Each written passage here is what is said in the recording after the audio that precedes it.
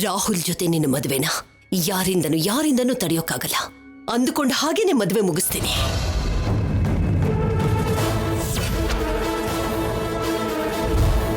Thank you aunty, thank you so much.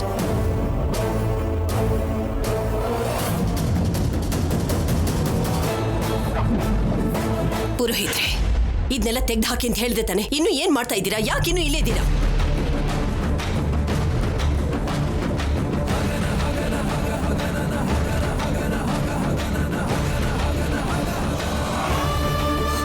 Rahul, Rahul,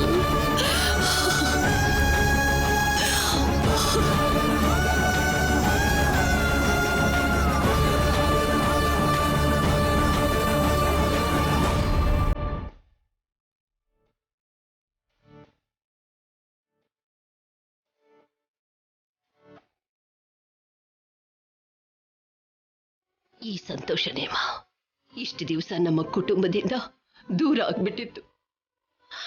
ಇಷ್ಟು ದಿವಸ ನಮ್ಮ ಕಣ್ಣಲ್ಲಿ ತುಂಬಿಕೊಂಡಿದ್ದ ಕಣ್ಣೀರನ್ನ ನೀನು ಆನಂದ ಬಾಷ್ಪವಾಗಿ ಮಾಡ್ಬಿಟ್ಟೆ. ಈ ಮನೇಲಿ ಕಳೆದು ಹೋಗಿದ್ದ ಸಂತೋಷನ ನೀನು ಹಿಂದಿರುಗಿ ತಂದು ಕೊಟ್ಬಿಟ್ಟೆ. ಅಂಥ ನಿನಗೆ ನಾನು ಏನು ಮಾಡಿದ್ರು ಏನು ಕೊಟ್ಟರು ಅದು ಕಮ್ಮಿನೇ ಅಮ್ಮ. ಭಾಷಿಣಿ,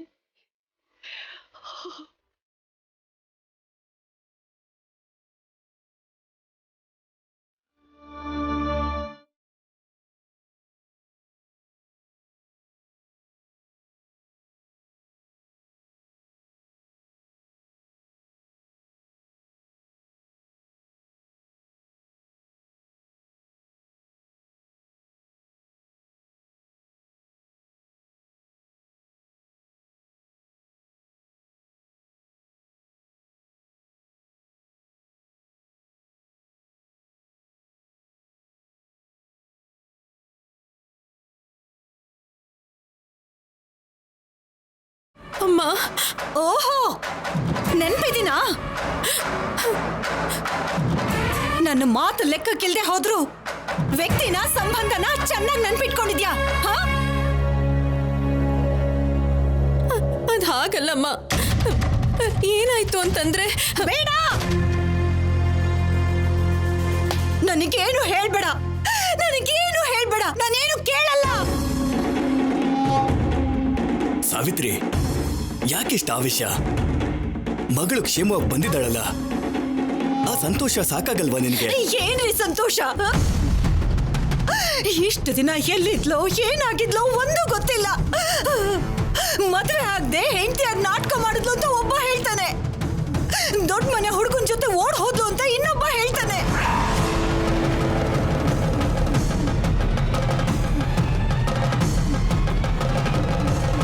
ಆಹ್ವಾನಕ್ಕಿಂತ ಅವಮಾನಗಳನ್ನ ಜಾಸ್ತಿ ಆಗೋ ಸಾವಿತ್ರಿ, ನೋಡಿ, ಯಾರೋ ಏನು ಹೇಳ್ಬಿಟ್ರು ಅಂತ ನೀವ್ಯಾಕೆ ಹಾಗಾಡ್ತಿದ್ದೀರಾ? ನಮ್ಮ ಭಾಷಿಣಿ ಬಂಗಾರದಂತ ಹೆಣ್ಣು ಮಗಳು. ಅಂಥ ಹೆಣ್ಣು ಮಗಳ ಮೇಲೆ ನೀವಿಬ್ರು ತಂದೆ ತಾಯಾಗಿ ಯಾಕೆ ಈ ರೀತಿ ಎಲ್ಲ ಮಾತಾಡ್ತಿದ್ದೀರಾ? ಏನಾಗಿದೆ ನಿಮಗೆ? ಎಲ್ಲಮ್ಮ ನಂಬಿಕೆ ಎಲ್ಲಿ? ಪೂರ್ತಿಯಾಗಿ ನಾಶ ಮಾಡ್ಬಿಟ್ರಲ್ಲ, ನಾಶ ಮಾಡ್ಬಿಟ್ರಿ.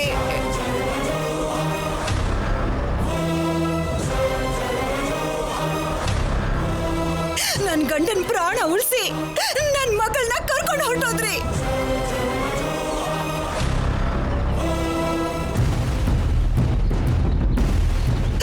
ಇವಳೇನು ಕೇರ್ ಟೇಕರು ಈಶ್ವರಿ ದೇವಿ ಅಂತ ನನ್ ಕಣ್ಣಿಗೆ ಮಣ್ಣೆರ್ಚಿದ್ಲು. ನನ್ನ ಮಗಳು ಜೀವಂತವಾಗಿ ವಾಪಸ್ ಬಂದ್ಲು ಅಂತ ಸಂತೋಷ ಪಡ್ಬೇಕು,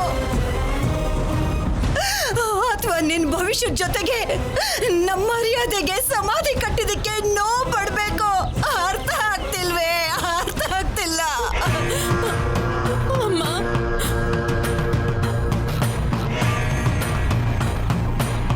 ರಾಹುಲ್, ಅಮ್ಮ ನೋಡಿ, ನಮ್ಮ ಸ್ವಾರ್ಥಕ್ಕೋಸ್ಕರ ಭಾಷಣಿನ ಈ ಮನೆಗೆ ಕರ್ಕೊಂಡ್ಬಂದ್ವಿ ನಿಜಾನೇ.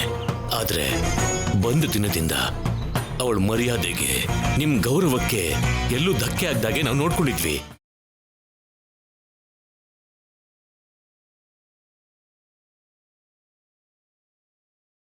ಆದ್ರೆ ನಮ್ ದುರಾದೃಷ್ಟದಿಂದ ಯಾರೋ ಗೊತ್ತಿಲ್ಲದಿರೋ ಶತ್ರುಗಳು ಮಾಡಿರೋ ತಪ್ಪಿಂದ ಭಾಷಿಣಿ ಹೆಸರು ಹೊರಗಡೆ ಬಂತು. ಅದೊಂದೇ ಸಾಕಲ್ವೇನ್ರಿ? ಬಿಂದಿಗೆ ಹಾಳಿಗೆ ಒಂದು ತೊಟ್ಟು ವಿಷ ಸಾಕಲ್ವಾ? ಸಾಕಲ್ವಾ? ಅಮ್ಮ, ನೀವು ದುಡ್ಡಿನ ಮತದಿಂದ ಆಗಿರೋದನ್ನೆಲ್ಲ ಮರ್ತು ಹೋಗ್ತೀರಾ. ಹೆಸರು ಹೊರಗಡೆ ಬರ್ದಿರೋ ಹಾಗೆ ಗರಿ ಗರಿ ನೋಟ್ ಕೊಟ್ಟು ಮುಚ್ಚ.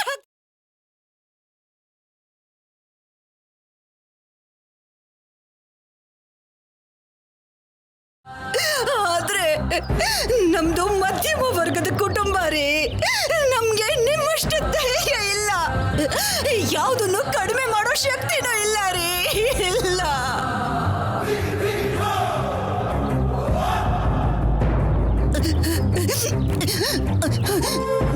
ನನ್ ಮಗಳನ್ನ ಮದ್ವೆ ಮಾಡ್ಕೊಳ್ಳೋದಿಕ್ಕೆ ಅಮೆರಿಕದಿಂದ ನನ್ನ ಅಣ್ಣನ ಮಗ ಬಂದಿದ್ದಾನೆ.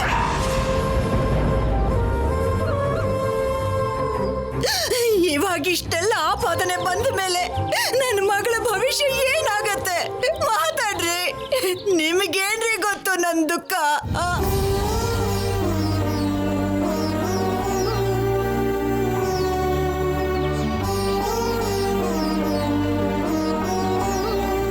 ಇನ್ನು ಏನೇ ನೋಡ್ಕೊಂಡು ನಿಂತಿದ್ಯಾ?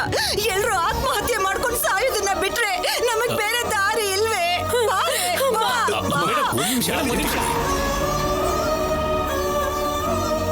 ನಿಂತ್ಕೊಳ್ಳಿ.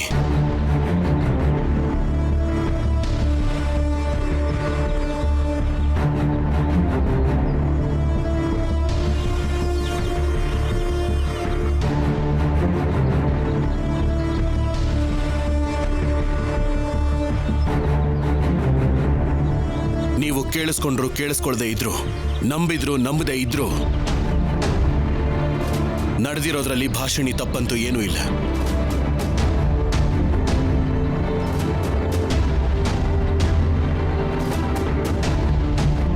ಎಲ್ಲದಕ್ಕೂ ಕಾರಣ ನಾನೇ. ನನ್ನಿಂದಾನೆ ಇವಳಿ ಮನೆಗೆ ಬಂದಿದ್ದು, ಇವಳಿಗಿಂತ ಪರಿಸ್ಥಿತಿ ಬಂದಿದ್ದು.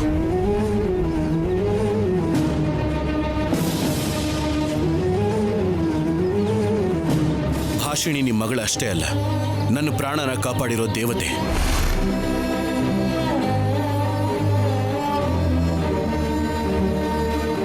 ಅಂಥ ದೇವತೆ ಮೇಲೆ ನೀವು ನಿಂದನೆ ಹೊರಿಸೋದು, ದೋಷ ಮಾಡೋದು ಕೂಡ ತಪ್ಪು.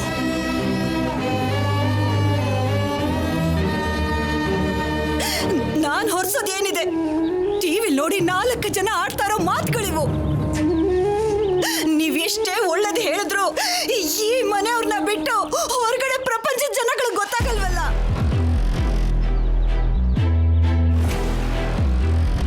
ಸರಿ, ಹಾಗಾದ್ರೆ ನೀವು ಯಾವುದನ್ನ ಸಮಸ್ಯೆ ಅಂತ ಹೇಳ್ತಿದ್ದೀರೋ ಅದಕ್ಕೆ ನಾನೇ ಪರಿಹಾರ ಹೇಳ್ತೀನಿ. ನನ್ನಿಂದ ಆಗಿರೋ ತಪ್ಪನ್ನ ನಾನೇ ಸರಿಪಡಿಸ್ತೇನೆ.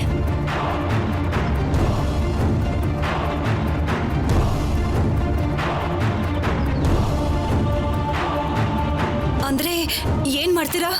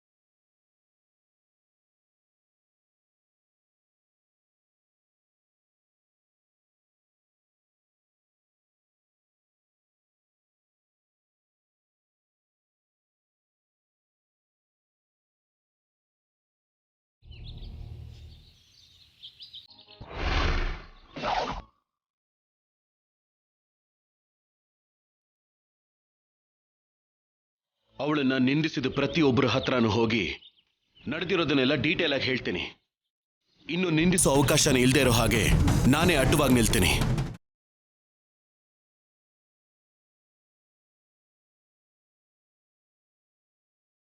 ಇಂಥದನ್ನೆಲ್ಲ ತುಂಬಾ ನೋಡಿದೀನಪ್ಪ. ಇನ್ನು ಏನೇ ನೋಡ್ತಾ ನಿಂತಿದ್ಯಾ? ಬಾ, ನಿಂತ್ಕೊಳ್ಳಿ. ಅವನೇ ಸ್ವತಃ ಹೇಳ್ತಾ ಇದ್ರು. ಏನ್ ಸಾವಿತ್ರಿ ಇದು? ಇವರು ಶ್ರೀಮಂತರು ಕಣ್ರಿ, ಇಂಥ ಮಾತುಗಳನ್ನ ಎಷ್ಟು ಬೇಕಾದ್ರೂ ಹೇಳ್ತಾರೆ. ಅದೆಲ್ಲ ಬಂಡೆ ಮೇಲೆ ಮಳೆ ಸುರಿದಂಗೆ. ವಾಗ್ದೇವಿ ಅವ್ರ ಮಗನಾಗಿ ಪ್ರಮಾಣ ಮಾಡ್ತಾ ಇದ್ದೀನಿ. ಭಾಷಿಣಿಗೆ ಮದುವೆ ಆಗೋವರೆಗೂ ನಾನು ಮದುವೆ ಮಾಡ್ಕೊಳ್ಳೋದಿಲ್ಲ.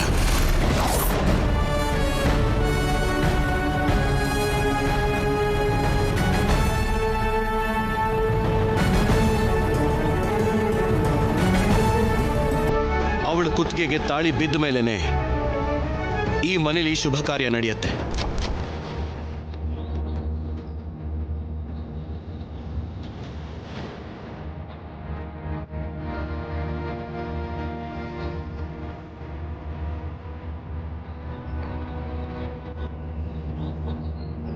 ತುಂಬಾ ಚೆನ್ನಾಗಿ ಹೇಳ್ದೆ ರಾಹುಲ್. ನಿಜವಾಗ್ಲೂ ತುಂಬಾ ದೊಡ್ಡದಾಗಿ ಯೋಚನೆ ಮಾಡಿದ್ಯಾ. ಭಾಷಿಣಿ ಲೈಫ್ಗೆ ಇದಕ್ಕಿಂತ ಗ್ರೇಟ್ ಸೊಲ್ಯೂಷನ್ ಇರೋದಿಲ್ಲ. ಏನಂತೀರಾ ಆಂಟಿ?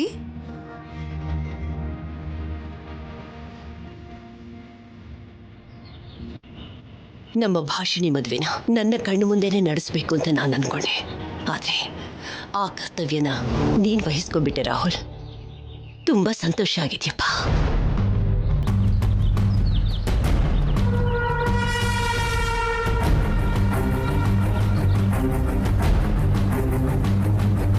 ಸಾವಿತ್ರಮ್ಮ, ಯಾರಿಂದ ನಿನ್ನ ಮಗಳ ಮೇಲೆ ಇಷ್ಟೊಂದು ನಿಂದನೆಗಳು ಬಂತು ಅಂತ ನೀನು ಅಂದ್ಕೊಳ್ತಾ ಇದೆಯೋ, ಅವನೇ ಮಾತು ಕೊಟ್ಟಿದ್ದಾನಲ್ವಾ.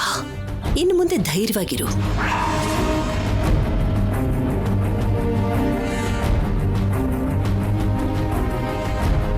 ಭಾಷಿಣಿ ಅಂತ ಹೆಣ್ಮಗಳಿಗೆ ಜನ್ಮ ಕೊಟ್ಟಿದ್ದಕ್ಕೆ ನೀನು ಹೆಮ್ಮೆ ಪಡಬೇಕೆ ಹೊರತು ನಿಜ ಯಾವುದು ಸುಳ್ಳು ಯಾವುದು ಅಂತ ತಿಳ್ಕೊಳ್ದೆ ಹೀಗೆಲ್ಲ ಆವೇಶ ಪಡಬಾರ್ದು.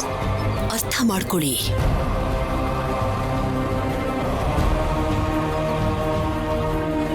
ಸರಿ ಬಿಡಿ, ನೀನ್ ಬಾರೆ ಬಾ. ನೀವೇನ್ರಿ ನೋಡ್ತಾ ಇದ್ದೀರಾ? ಬನ್ನಿ ಬಾರೆ.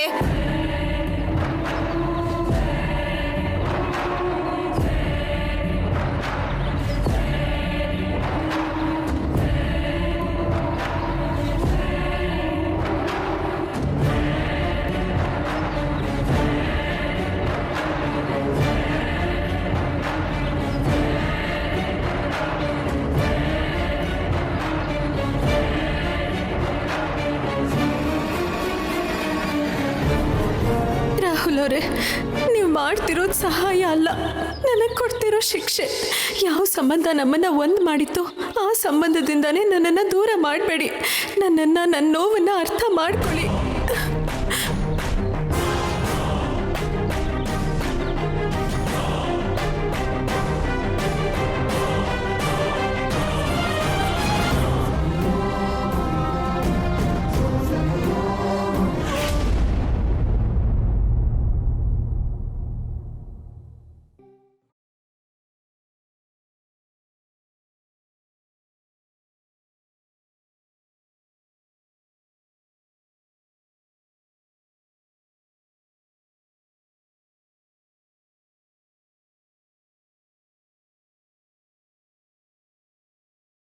ಏನ್ ಸರ್ಸು ಹಾಗೆ ನೋಡ್ತಾ ಇದೆಯಾ? ಭಾಷಿಣಿ ವಿಷಯದಲ್ಲಿ ನಾನು ತಗೊಂಡಿದ್ದ ನಿರ್ಧಾರದ ಬಗ್ಗೆನ, ಅಥವಾ ನೀನೇ ಅಂತ ನಂಬಿಸೋದಕ್ಕೆ ಕಷ್ಟಪಡ್ತಿರೋ ಅವಳು ಪ್ರೀತಿನ ಗುರುತಿಸಿದ್ದಕ್ಕ?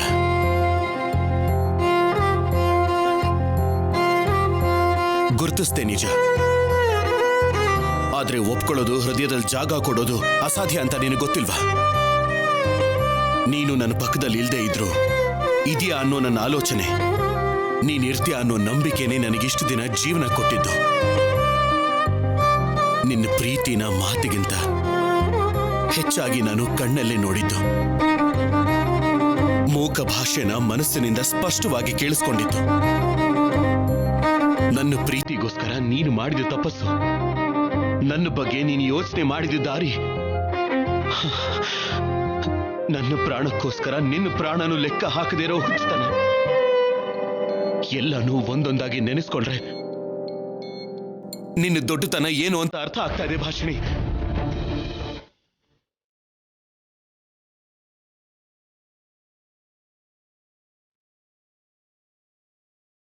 ನನ್ನ ಸ್ವಾರ್ಥಕ್ಕೋಸ್ಕರ ನಿನಗೆ ಹತ್ರ ಆದೆ. ನಿಜ ಗೊತ್ತಾಗಿ ದೂರ ಆಗಬೇಕು ಅನ್ಕೊಂಡ್ರೆ ನೀನು ಮಾತ್ರ ನನ್ನನ್ನು ಪ್ರೀತಿಸ್ತಾನೆ ಇದೆಯಾ? ಆ ಪ್ರೀತಿಯಿಂದಾನೇ ನನಗೆ ಗೊತ್ತಾಗದೇ ಇರೋ ನೋವು ಈಗ ನನ್ನ ಮನಸ್ಸಲ್ಲಿ ಶುರು ಆಗ್ತಿದೆ Bhashini. I am sorry Bhashini. I am really sorry.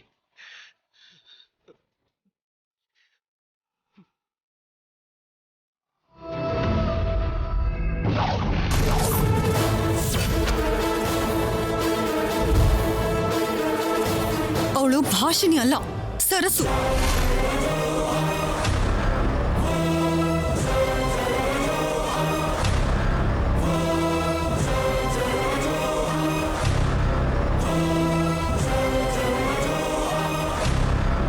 Bhashini, ಏನಾಯ್ತು ರಾಹುಲ್ ನಿನ್ಗೆ? ಸರಸುನ್ ಬಿಟ್ರೆ ನನ್ನ ಲೈಫಲ್ಲಿ ಬೇರೆ ಯಾರೂ ಇರೋದಿಲ್ಲ ಅಂತ ಅನ್ನೋನು ಇವಾಗೇನು ಸರಸುನ ಹಿಡ್ಕೊಂಡು ಭಾಷಿಣಿ ಅಂತಿದ್ಯಾ?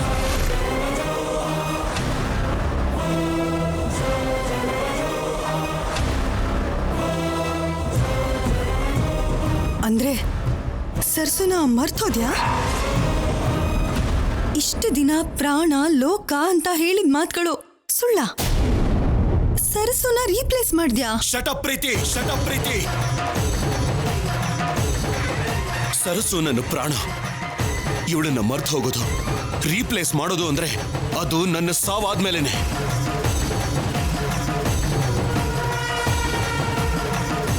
ಮತ್ತೆ ಅಷ್ಟೊಂದು ಪ್ರೀತಿ ಇರೋನು ಸರಸುನ ಹಿಡ್ಕೊಂಡು ಭಾಷಿಣಿ ಅಂತ ಯಾಕೆ ಹೇಳ್ದೆ?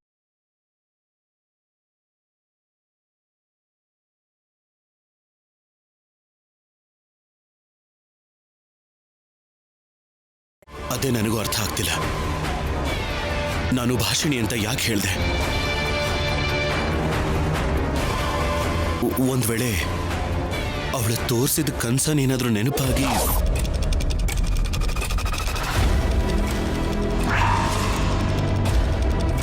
ರಾಹುಲ್, ಅದು ಕನ್ಸನ್ನಲ್ಲ, ಆ ಭಾಷಿಣಿ ಮಾಡ್ತಿರೋ ಕುತಂತ್ರ. ಈ ಮಾತುಗಳನ್ನು ಹೇಳ್ತಿರೋದು ನಾನಲ್ಲ, ನೀನು. ಒಂದ್ಸರಿ ಅಲ್ಲ, ನಿಜ ಗೊತ್ತಾದ ಪ್ರತಿ ಸರಿ ನಮ್ಮೆಲ್ರ ಮುಂದೆ ಬೈತಾ ನೀ ನನ್ನ ಮಾತುಗಳೇ. ಅಂತ ನಿನ್ನನ್ನು ಬದಲಾಯಿಸಿದಾಳೆ ಅಂದ್ರೆ ಅವಳ ಆಕ್ಟಿಂಗ್ ಯಾವ ರೇಂಜಲ್ಲಿದೆ ಅಂತ ನೀನೇ ಅರ್ಥ ಮಾಡ್ಕೋ. ದುಡ್ಡುಗೋಸ್ಕರ ನಾಟಕ ಮಾಡೋಕ್ ಬಂದಿದ್ದಾಳೆ. ಆ ದುಡ್ಡಿಗಿಂತ ಈ ಸ್ಟೇಟಸ್, ನಮ್ ರೇಂಜ್ ಇಷ್ಟ ಆಗಿ ನಿನ್ನ ಅಟ್ರಾಕ್ಟ್ ಮಾಡ್ಬೇಕು ಅಂತ ಹರಸಾಹಸ ಮಾಡ್ತಿದ್ದಾಳೆ. ಅಂತೂ ಅವಳೆ ಗೆದ್ಲು. ಪ್ಲೀಸ್ ರಾಹುಲ್, ಇನ್ನು ನೀನು ಅವಳ ಮಾಯಲ್ಲಿ ಬಿದ್ದು ನಿನ್ನನ್ನು ನೀನು ಮೋಸ ಮಾಡಿಕೊಂಡು ನನಗೆ ಅನ್ಯಾಯ ಮಾಡಬೇಡ. ಅವಳು ಸರಸು ಅಲ್ಲ ಅಂತ ಗೊತ್ತಾದ್ಮೇಲೆ ಕೂಡ ದೂರ ಇಡೋದನ್ನ ಬಿಟ್ಟು ಯಾಕೆ ಕನ್ಫ್ಯೂಸ್ ಆಗ್ತಿದ್ಯಾ? This is not correct Rahul, this is not correct.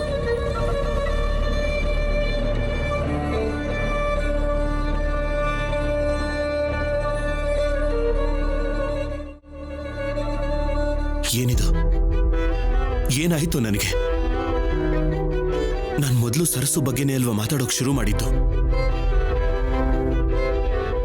ಹೀಗಿರುವಾಗ ಭಾಷಿಣಿ ಹೆಸರು ನನ್ನ ಬಾಯಲ್ಲಿ ಯಾಕೆ ಬಂತು?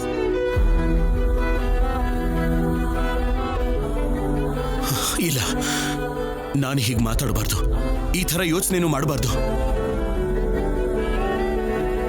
ಈ ಕನ್ಫ್ಯೂಷನ್ನ ಕ್ಲಿಯರ್ ಮಾಡ್ಕೋಬೇಕು ಅಂದ್ರೆ ನಾನು ಒಂದ್ಸಲ ಭಾಷಿಣಿ ಹತ್ರ ಮಾತಾಡಲೇಬೇಕು.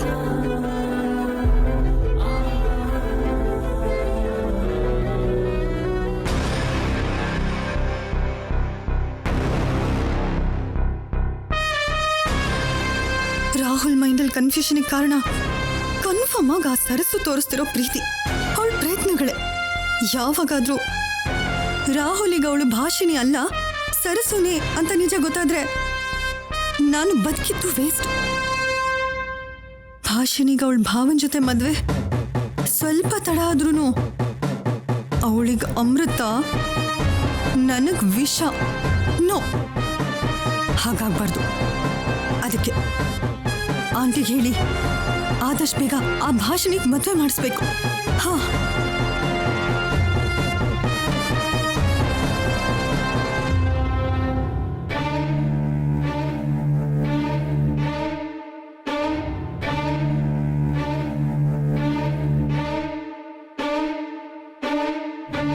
ಭಾಷಿಣಿಯಿಂದ ರಾಹುಲ್ಗೆ ಆಗ್ಬೇಕಾಗಿರೋ ದೊಡ್ಡ ಅಪಾಯನ ತಪ್ಪೋಯ್ತು.